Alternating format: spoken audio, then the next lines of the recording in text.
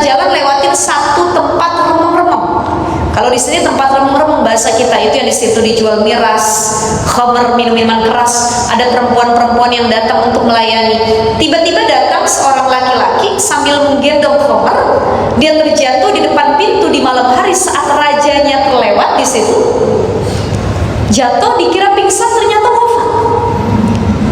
Dicek sama Raja Turki Utsmani ini, Masya Allah, ini sudah tidak ada nafasnya kita bawa. Ditanya sama orang sekitar, ada yang tahu rumah si fulan ini di mana? Mari kita urus jenazahnya, kita makamkan, kita mandikan, kita sholati. Apa jawaban orang-orang di situ? Wahai Tuhan, kami nggak sudi mengurus jenazah tersebut. Kenapa? Karena jenazah itu ahli maksiat.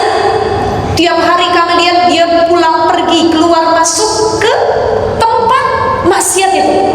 Jadi kami nggak ada yang sudi mengurus jenazah itu.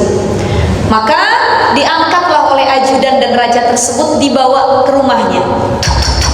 Assalamualaikum. Waalaikumsalam, kata istrinya. Ini benar suami Anda? Benar wahai Tuhan. Ya Allah, kaget istrinya. Suaminya sudah dalam keadaan wafat, meninggal dunia.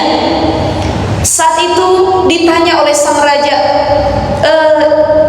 wahai nyonya, mohon izin, mohon maaf, saya tadi sempat ngajakin warga sekitar dan gak ada yang mau ngurus jenazah ini. Suamimu, emang suamimu benar ahli maksiat sampai masyarakat gak ada yang mau nengok untuk memandikan dan lain sebagainya.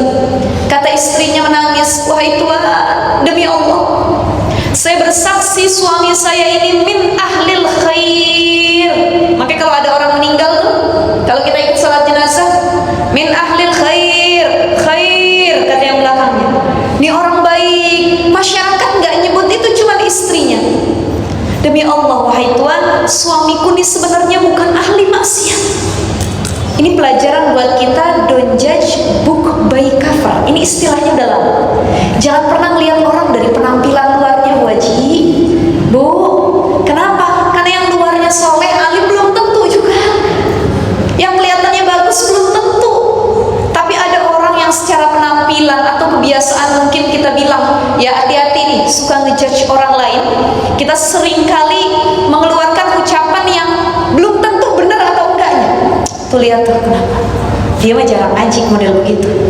Kayaknya nggak tahu ntar husnul khotimah apa enggak. Dia ngurusin orang husnul khotimah, belum tentu dia juga husnul khotimah. Hati-hati, jangan pernah mandang orang dari penampilannya saja. Dan yang perlu kita lakukan, sering-seringlah berhusnuzon kepada orang lain. Jadi kiat hidup tenang nih para bunda, teteh-teteh, salah satunya adalah jangan pernah husnuzon sama orang. Kalau kita punya masalah konflik sama orang lain, apa yang harus kita lakukan?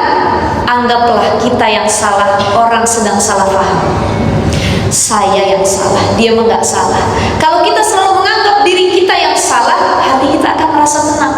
Tapi kalau kita rajin mencari-cari kesalahan orang lain, ini yang bikin hati dan hidup kita nggak tenang.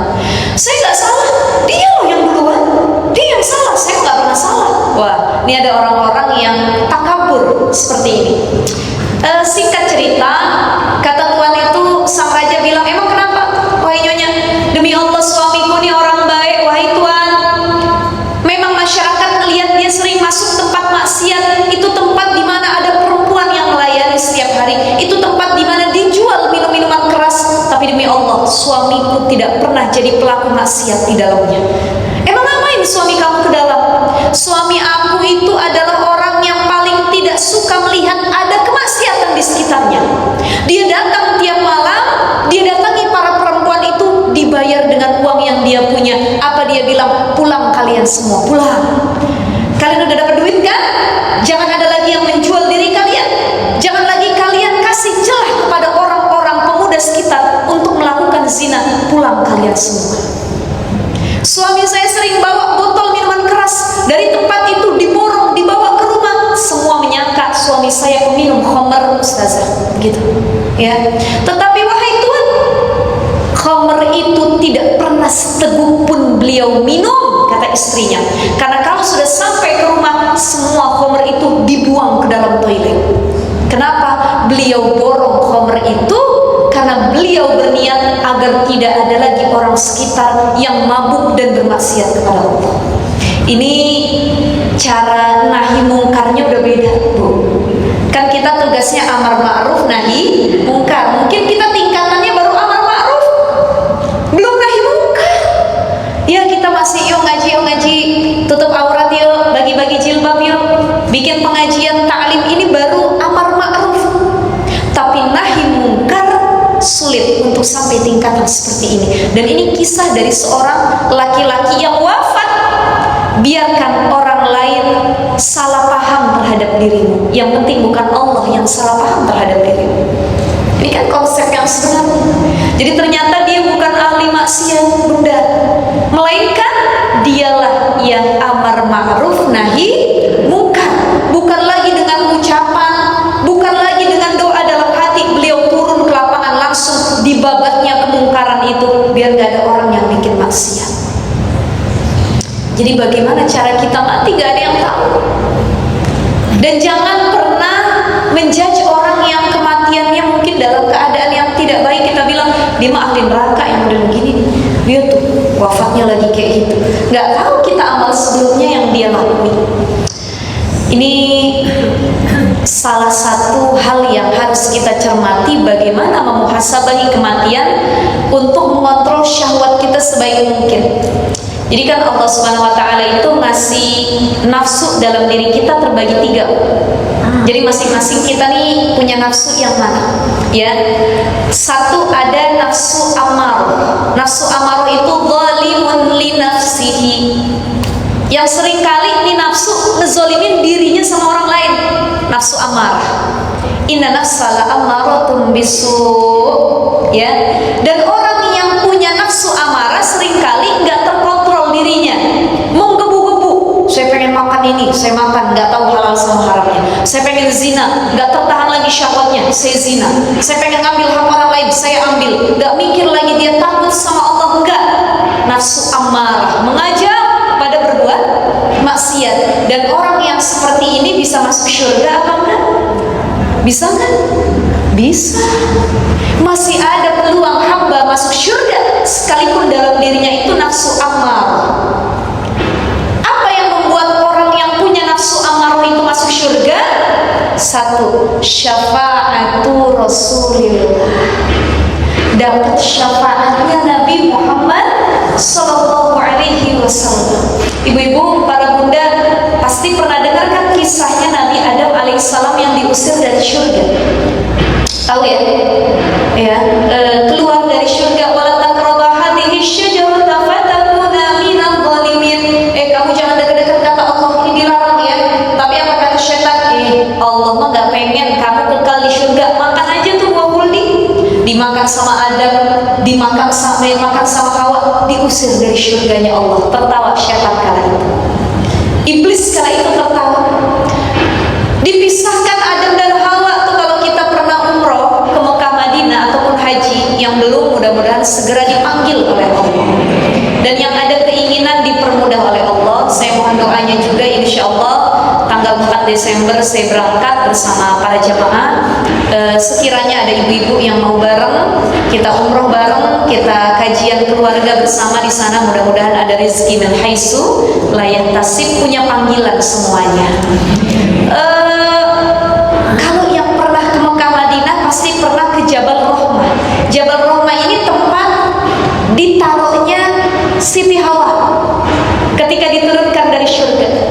Dan kata para ulama dalam satu riwayat, konon katanya kalau Nabi Adam alaihissalam itu diletakinnya di India, Gujarat. Jadi pertemuan dari India ke Jabal Rahmah itu jauh. Mereka doa tiap hari, Rabbana zalamna anfusana wa illam taghfir lana wa tarhamna lanakunanna minal khasirin. Itu yang terus didawamin sama Nabi Adam. Dan tahu gak ibu-ibu, ketika ayat Al-Quran berbicara fatalaqa Adamu min rabbihi kalimatin fataba alaihi innahu huwa tawwabur rahim. Allah terima tobatnya Nabi Adam disabab bukan karena beliau minta ampun setiap hari, tapi karena dalam berdoa itu beliau nyebut nama Nabi Muhammad. Nabi Muhammad nih hamba kecintaannya Allah. Apa kata kata Nabi Adam alaihissalam, Allahumma bihaqqi sayyidina Muhammad. Allahumma bihaqqi sayyidina Muhammad. Ya Allah, dengan kebaikan dari Nabi Muhammad SAW, maka ampuni dosaku. Allah kaget, bertanya Allah kepada Nabi Adam alaihissalam, kenapa engkau tahu ada Muhammad yang aku ciptakan? Karena wahai Allah, kata Nabi Adam, ketika aku tinggal di syurga, di dinding-dinding syurga tertulis nama hamba yang engkau sayangi, Muhammad sallallahu alaihi wasallam. Maka ibu-ibu kalau punya hajat, kalau minta ampun sama Allah, jangan lupa sebut juga nama Rasulullah. Allahumma bihaqqi sayyidina Muhammad. Kalau bukan karena syafaat Rasul, nggak tahu saya masuknya surga apa neraka. Maka orang yang punya nafsu amarah, amarahnya nafsunya sudah membuat dia larut dalam maksiat, dia tetap punya peluang masuk surga. Tapi dengan apa? Syafa'atu Rasulullah, dengan syafaatnya Nabi Sallallahu Alaihi Wasallam.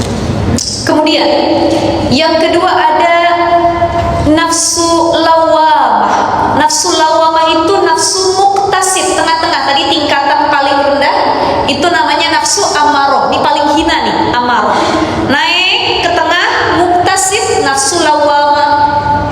Dan nafsu lawamah ini bisa dikontrol, dikendalikan kalau kita punya ilmu. Itulah pentingnya ngaji, itulah pentingnya punya guru, itulah pentingnya belajar agama. Kalau orang ngaji, punya ilmu, belajar agama, dia dapat madat dari gurunya, maka lebih mudah untuk kontrol nafsunya. Ketika dia mau zina, ketika dia mau udah bikin dosa, dia bilang, ya Allah, saya ingat yang disampaikan guru saya ingat yang udah saya pelajari dalam Al-Quran, dalam hadis Nabi, saya nggak jadi bikin maksiat, saya takut kepada Allah. Itu ilmu yang nyelamatin kita.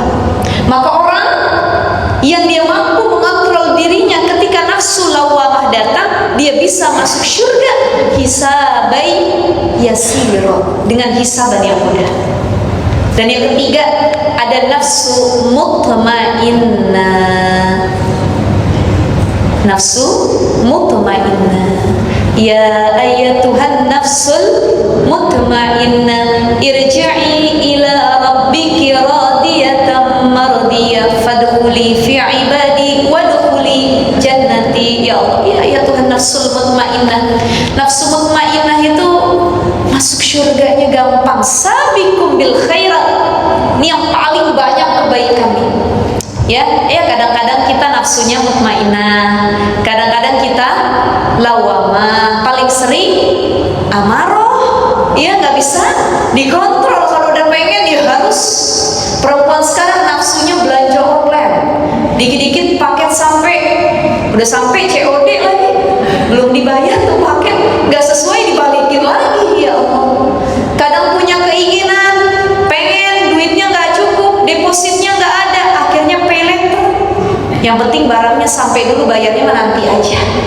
Hati-hati yang pakai pay later. Kemarin saya baru bahas di kajian Kompas Kalam Hati, pay later itu hukumnya bisa haram kalau ada unsur riba di dalamnya, karena di beberapa aplikasi dikenakan sekitar 2,95% riba, bunga di dalamnya. Beda cerita kalau pakai pay later, bayarnya ngambilnya hari ini, bayarnya bulan depan, maka itu nggak kena potongan bunga, bayarnya tetap ada, cuman biaya penanganan operasional itu nggak masalah. Ya, angkatnya tidak dipermasalahkan karena jadi biaya operasional. Misalkan biaya penanganannya 2.500 karena kita minjem. Ya, ibarat ibu minjem sama orang, dia nganterin duitnya ke kita kan butuh bensin.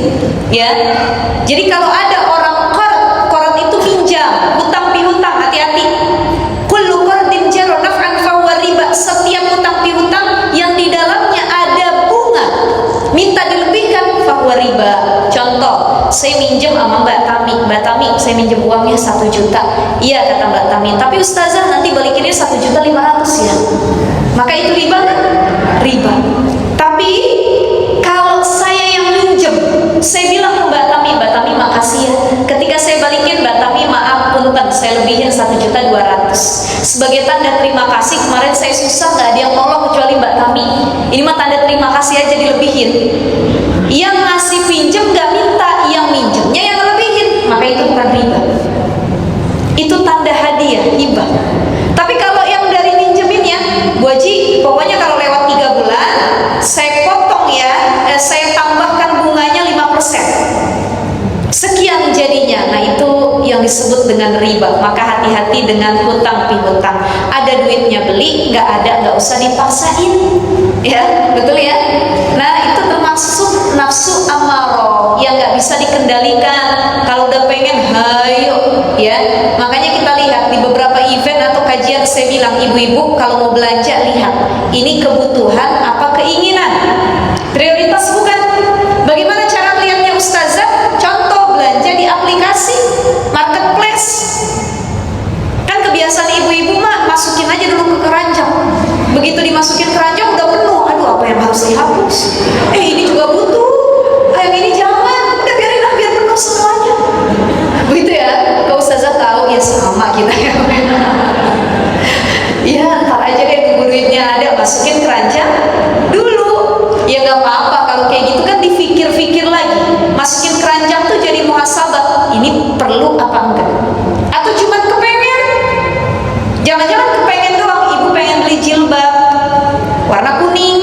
Begitu dibeli, perlu apa enggak ya? Biasanya ibu-ibu kan beli jilbab harus nyocokin dengan baju gamisnya. Gamisnya ada apa enggak ya? Oh enggak ada, enggak usah.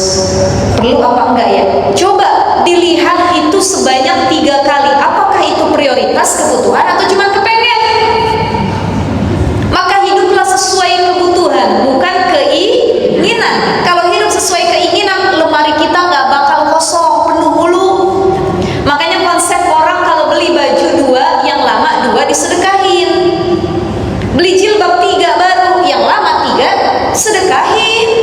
Semua yang baru datang, yang lama kudu disedekahin. Itu konsep dalam menggunakan barang ataupun pakaian di kehidupan sehari-hari. Itu yang disebut dengan keberkahan. Insya Allah. Ibu-ibu sekalian yang dimuliakan Allah Subhanahu wa Ta'ala, itu nafsu yang harus kita kontrol sebaik mungkin. Dan orang kalau sudah nafsunya amarah, dia punya keinginan, hatta nafsu ini dia sempilin dalam doanya. Ya Allah, kenapa sih engkau nggak kasih yang aku pengen? Makanya judul kita, Allah tuh nggak pernah terlambat, kitanya yang buru-buru ya. Ya buru-buru sih, cepet-cepet pengennya. Padahal yang buru-buru belum tentu baik. Al-ajalatu minasyaiton wa ta'ani minallah, kata Nabi. Buru-buru itu datangnya dari syaitan, dan tenang datangnya dari Allah. Ini penyakit kita perempuan, seringan buru-buru, akhirnya banyak yang ketinggalan. Betul ya? Seringan buru-buru, tapi nggak semua dapat diselesaikan. Bukan buru-burunya, tapi bagaimana proses keberkahan di dalamnya. Kita pengen sesuatu, ya Allah. Kalau kata orang Sunda bilang, hayu atuh digerakkan ya Allah. Hayu atuh ya Allah. Kok lama pisan nih, lama banget ya Allah. Saya minta beli rumah dari kemarin nggak dikasih-kasih sama Allah. Bahkan ada orang yang kalau berdoa dia ngedikte Allah. Ya Allah, tolong jodohkan saya dengan si A. Kalau dia bukan jodoh saya, jangan jodohin dia sama siapapun ya. Ini namanya maksa Allah. Ngedikte ya. Allah mendengarnya, kata Allah gini, kok maksa gitu ya? Emang menurut kamu itu baik, kata Allah? Maka dalam Al-Quran kita sering dengar apa kata Allah? Wa asa an takrahu syai'an wa huwa khairul lakum, ya. Wa asa an tuhibbu syai'an wa huwa syarrul lakum. Kamu cinta sewajarnya, kamu benci sewajarnya. Kenapa? Yang kamu kira baik bisa jadi dia musuh kamu.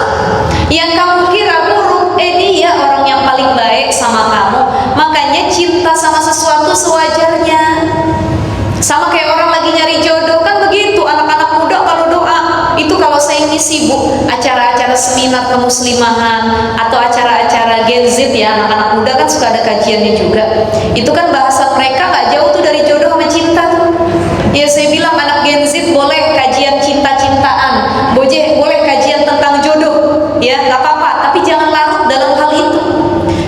prinsip ini, milenial ini yang harus diperdalam bukan masalah cinta, tapi bagaimana fikihnya, kehidupan sehari-harinya. Dan orang ngadain kajian fikih itu jarang, ngadain kajian tauhid itu jarang. Kebanyakan yang galau-galau mulu, ya Bu ya, galau mulu hidupnya gitu. Aduh, kita kan kehidupan kita sesuai dengan prasangka diri kita. Kalau kita bilang all is well, semua akan baik, kullu khair, baik semua ya Allah, saya nggak galau, semua ada hikmahnya, maka yang baik juga akan datang kepada kita, positive vibes yang kita rasakan. Ya, maka doa tuh jangan sesuai kemauan kita. Ya Allah, saya cinta sama si A, menurut saya si A adalah jodoh yang terbaik dan dia harus jadi jodoh saya. Bagaimana caranya? Saya harus mendapatkan dia, ya Allah. Wah, kata Allah, Allah ketawa senyum melihat hambanya. Emang kamu yang nentuin? Aku yang tahu takdir terbaik buat kamu. Jadi prinsip kita adalah bagaimana kita berhusnuzon kepada Allah terkait takdir yang datang kepada kita. Yang menurut kita baik, menurut Allah bukan. Yang kata kita nggak baik, ternyata itu yang baik kata Allah. Makanya cara Allah ngabulin doa, mengkabulkan doa seorang hamba itu dengan 3 cara. Apa itu? Yang pertama, cara Allah mengkabulkan doa adalah dengan cara dikabulkan.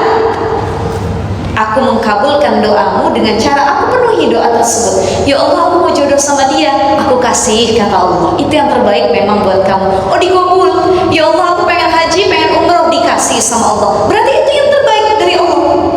Yang kedua, cara Allah mengkabulkan doa dengan ditunda. Ya Allah, kenapa nggak tahun ini sih saya nikah, nggak datang jodoh ke saya? Kata Allah, bukan tahun ini, sabar. Kalau tahun ini nanti jadinya acak adul rumah tangganya. Nanti tunggu ya, 3 tahun lagi, kata Allah, ditunda dulu.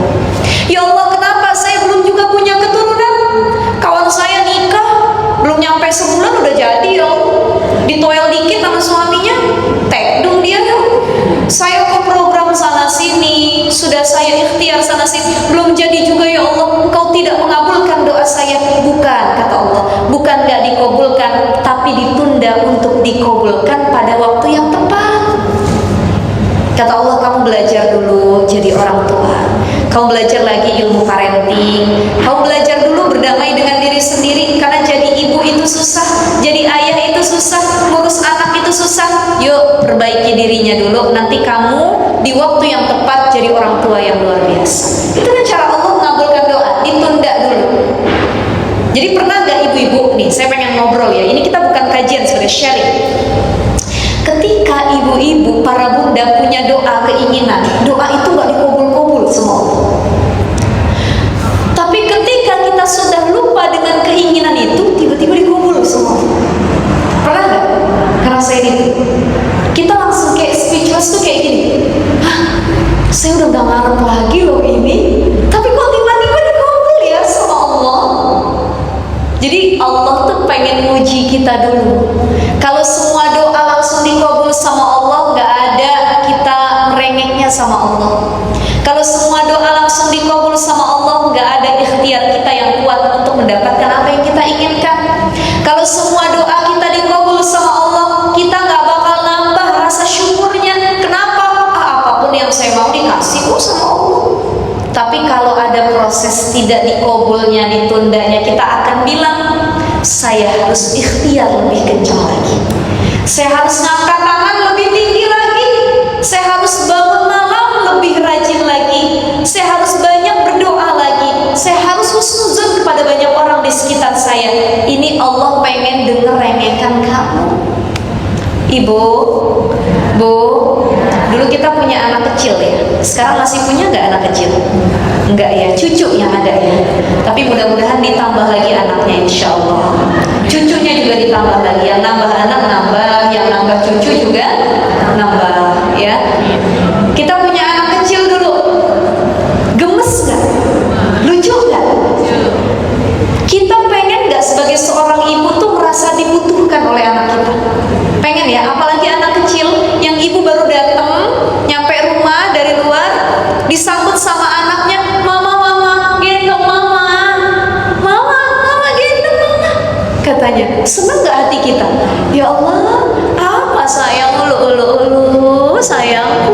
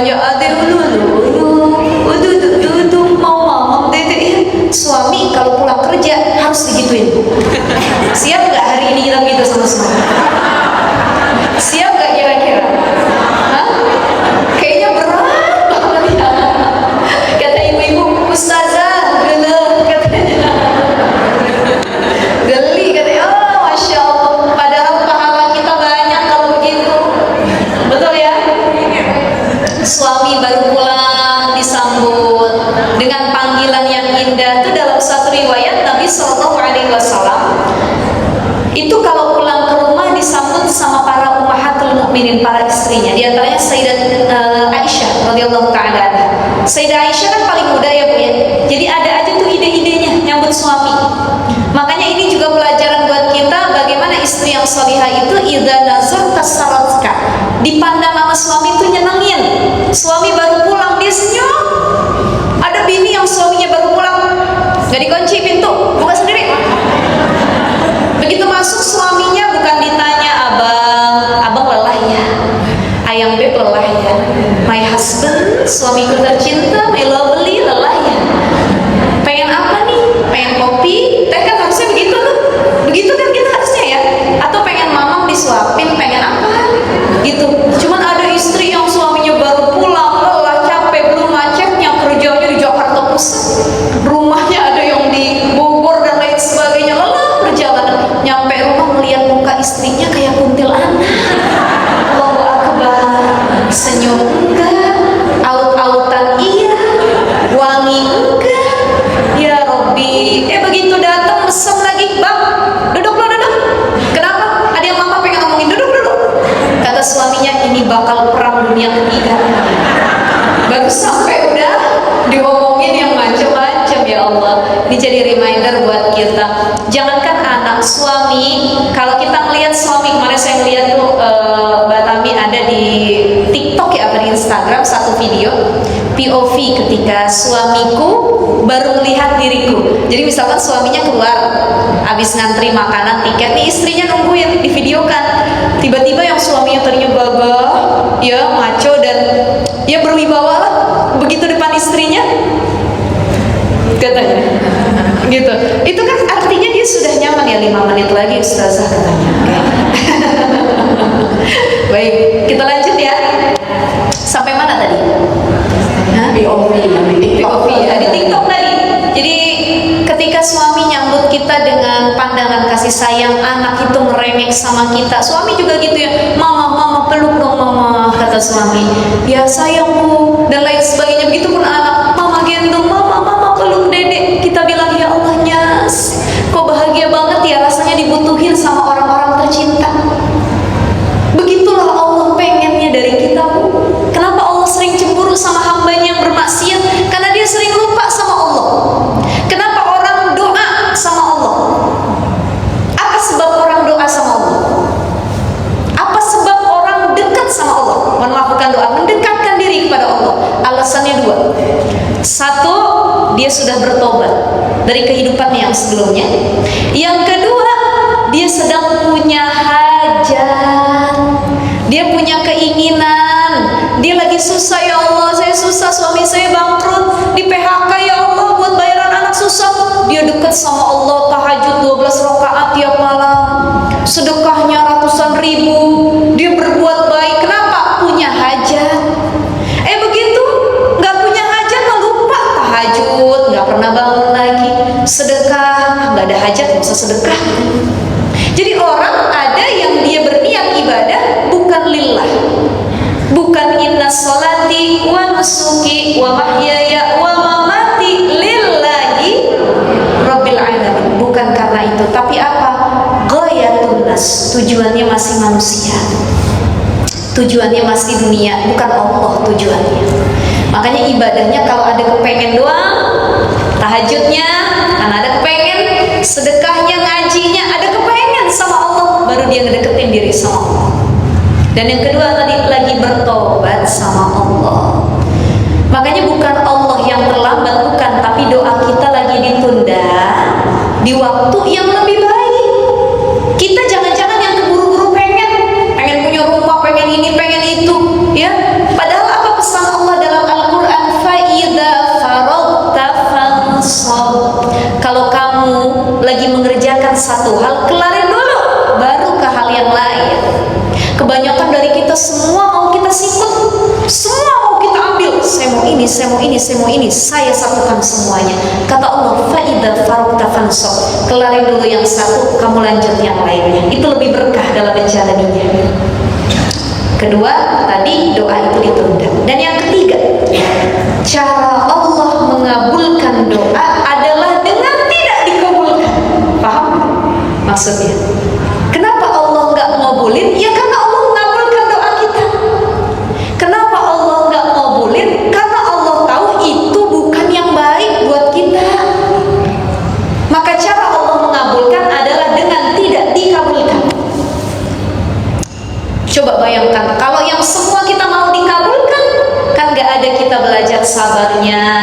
nggak ada kita belajar syukurnya, nggak ada kita ngambil pelajarannya, nggak ada kita muhasabah dirinya, nggak ada kita merengeknya sama Allah, nggak ada kita mengupgrade diri kita. Kenapa? Semua Allah kasih dengan sangat mudah.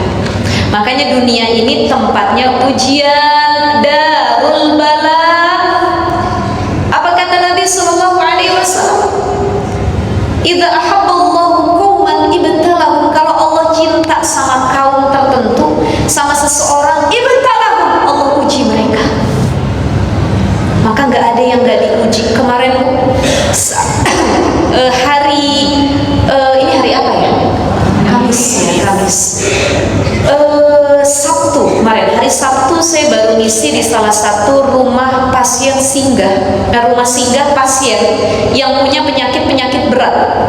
Jadi saya tausiah di depan keluarga-keluarganya yang sedang ngurus keluarganya yang jadi pasien. Ada yang kena kanker, ada yang kena tumor, ada yang berjuang dengan penyakitnya masing-masing. Ya Allah ya Rahman, saya ngelihat wajah-wajah pilu. Saya ngobrol sama satu ibu-ibu. Ibu datang ke sini dari jam berapa? Oh ya Ustazah, saya tadi datang dari jam sekian. Saya kebetulan pengen ngobrol ketemu sama Ustazah. Masya Allah, rumahnya di mana? Itu kan tempatnya ada di Senen. Rumahnya itu ada di daerah Tangerang mana? Pokoknya jauh, ya. Beliau datang ke sana. Ibu anaknya ada di sini, karena setahu saya yang hadir di sini adalah keluarganya juga di sini. Enggak Ustazah, anak saya 2 tahun yang lalu memang di sini jadi pasien. Tapi ya sudah takdirnya anak saya sudah meninggal setahun yang lalu. Masya Allah, kenapa Bu? Kena kanker tulang Ustazah. Awalnya gimana? Cuman jatuh dari sepeda, diurut, sakit katanya, dibawa ke rumah sakit, didiagnosis kanker tulang. Ya Allah ya Allah, saya sudah berjuang dan sekarang saya ikhlas Ustazah. Ikhlas saya, insya Allah itu jadi tabungan surga saya nanti. Itu kata ibu. Saya melihat betapa tegarnya wajah-wajah keluarga yang ada di situ, Bu. Pada intinya kita semua tuh hidup kan dengan ujian yang sedang kita lewatin. Cuman caranya beda-beda. Ibu-ibu deh, saya mau tanya, kesini rumahnya yang paling jauh di mana? Atau orang sini semua? Rata-rata orang sini ya? Daerah Bintaro ya, Pondok Kacang, Bintaro, Pondok Aren, begitu ya? Deket ya? Tadi ibu kesini kan berbagai macam caranya. Ada yang naik mobil, ada yang naik motor, ada yang naik ojek online, ada yang dianterin sama pasangannya, macam-macam kan? Ada yang jalan kaki. Terus perjalanannya pun beda-beda. Ada yang dia ngelewatin jalan tol, ada yang jalan biasa, ada yang jalan itu rusak dia lewatin, ada yang lewat jalan kampung terpencil dan lain sebagainya. Pada intinya tujuan kita tuh satu, ibu-ibu, Allah. Kita sama-sama goals kita tuh tujuannya apa? Allah. Tapi untuk wusul, nyampenya diri kita mencari ridha Allah itu dengan jalan yang berbeda-beda. Sama-sama tujuannya ridha Allah. Allahumma inni as'aluka ridhaka wal jannah wa a'udzubika min sakhatika wan nar. Saya tujuannya Allah. Tapi untuk mencapai tujuan mencari ridha Allah, ada yang jalannya begini, ada yang terseok-seok, ada yang berlari, ada yang lewat jalan tol dengan ujiannya masing-masing. Ada yang ujiannya keluarga, ada yang ekonomi, ada yang anak, ada yang penyakit, ada yang ujiannya diri sendiri. Kan macam-macam orang diuji. Ustazah, saya alhamdulillah mertua saya baik, suami saya baik, anak saya dikasih, perekonomian baik, semua baik. Gak ada yang uji saya. Setelah saya pikir-pikir, ternyata saya yang menguji mereka. Ya, betul gak? Itu harus kita pikirkan loh. Jadi orang itu gak ada yang uji, gak ada yang gak diuji. Kita merasa sempurna hidup saya, semua gak ada ujian, semua baik. Oh ternyata kita yang gak baik, kita yang suka uji pasangan, kita yang uji mertua, kita yang uji menantu, semuanya mah baik, sayanya yang gak baik begitu. Ya Bu ya, jadi semua dengan ujian yang tersendiri. Tapi insya Allah ujian itu membuat kita makin memahami dan mengenal siapa Allah, siapa Tuhan kita. Terakhir, Allah itu kalau ada hambanya berdoa, apa kata Allah dalam Al-Quran? Ud'uni astajib lakum. Selama doa itu sungguh-sungguh kamu haturkan kepadaku. Selama doa itu memang kamu cari atas dasar mencari ridho, dan kamu tidak memaksa terkait doa. Jadi kalau doa, sekali lagi ibu-ibu jangan maksa ya, tapi bilangnya apa? Minta yang terbaik menurut Allah. Ya Allah, aku sedang jatuh cinta dengan laki-laki ini ya Allah. Aku nggak tahu dia baik atau enggak menurutku, tapi sepandangan mataku selama ini dia baik ya Allah. Akan tetapi walhasil akhirul kalam ya Allah, saya kembalikan kepadamu. Kalau dia baik menurutmu, maka jodohkan untukku. Kalau tidak baik buatku, engkau yang tahu ya Allah mana yang terbaik untukku. Jadi kalau doa tuh mintanya yang terbaik dulu. Jangan pernah ya Allah kasih rumah yang tingkat ya Allah, kasih mobil keluaran terbaru ya Allah, ya Allah kasih. Ada orang yang doa begitu tuh, ya Allah saya pengen beli baju baru ya Allah, ya Allah kasih rumah saya yang bagus ya Allah, ya Allah kasih anak-anak saya rizki yang banyak ya Allah. Itu gimana ya? Minta mulu tapi gak pernah kembaliin ke Allah, maka kembalikan kepada Allah. Kita doa, kita manggil. Pokoknya gini Bu, sekali lagi terakhir, kalau kita ngerengek sama Allah, Allah tuh seneng banget lihat hambanya ngerengek, kayak anak bayi tadi. Ya, maka dalam satu syair itu disebutkan, Allah Allah Allah Allah, malana maulan siwallah, kullama nadaitu yahu qala ya abadi ana Allah. Ini syair maknanya indah. Kita manggil Allah Allah Allah Allah, malana maulan siwallah, ya Allah gak ada Tuhan, gak ada siapapun yang mampu nolong kami kecuali siwallah, kecuali Allah. Kullama nadaitu yahu, ketika aku sedang menyeru memanggil kepadamu ya Allah, aku cuma berharap kepadamu. Apa kata Allah? Qala ya abadi ana Allah, wahai hambaku, sini ini aku Allah, kata Allah. Itu sama ibu ke anak kecil, mama sini sayang, ini mama, sayang ini mama, gitu. Begitulah Allah kalau kita lagi ngerengek sama Allah. Kata Allah, qala ya abdi, hei hambaku jangan nangis. Anallah, inilah saya Allah, kata Allah. Maka insya Allah Bu, gimana ya kalau bicara soal doa terlambat ditunda?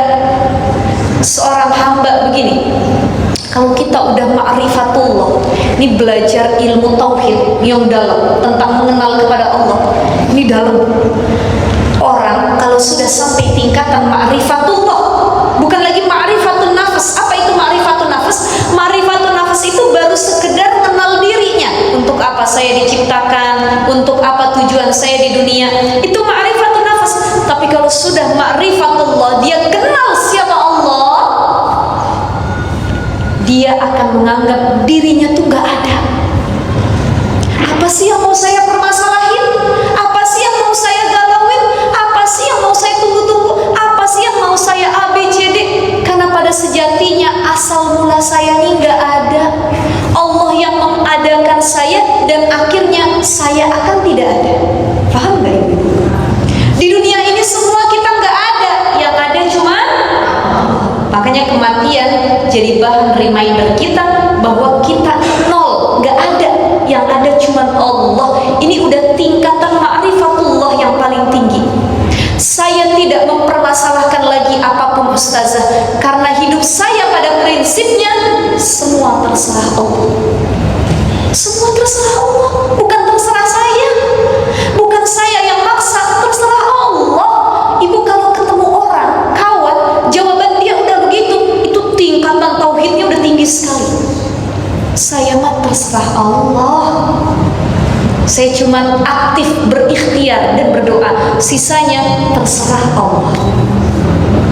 Maka gak ada lagi kata Allah terlambat, kitanya yang terburu, karena semua terserah Allah. Itu tingkatan husnuzan paling tinggi kepada Allah.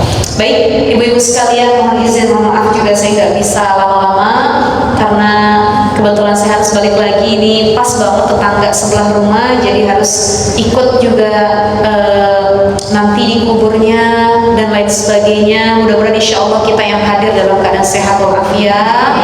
Allah panjangkan umur kita. Yang paling penting, Allahumma balighna Ramadan. Allah sampein ke bulan Ramadan. Karena banyak orang yang ternyata wafat sebelum masuk bulan Ramadan. Ramadan kemarin dia masih ketawa-tawa, padahal dia nggak tahu kain kafannya sedang ditenun oleh malaikat. Dia nggak tahu, saya nggak bisa lagi dengar sautan imam, doa-doa di bulan Ramadan. Ya Allah, makanya doa terbesar kita, Allahumma balighna Ramadan. Ya Allah, dengan izinmu, dengan ridhamu, sampaiin kami ke bulan suci Ramadan. Amin ya rabbal alamin. Baik, kami silakan.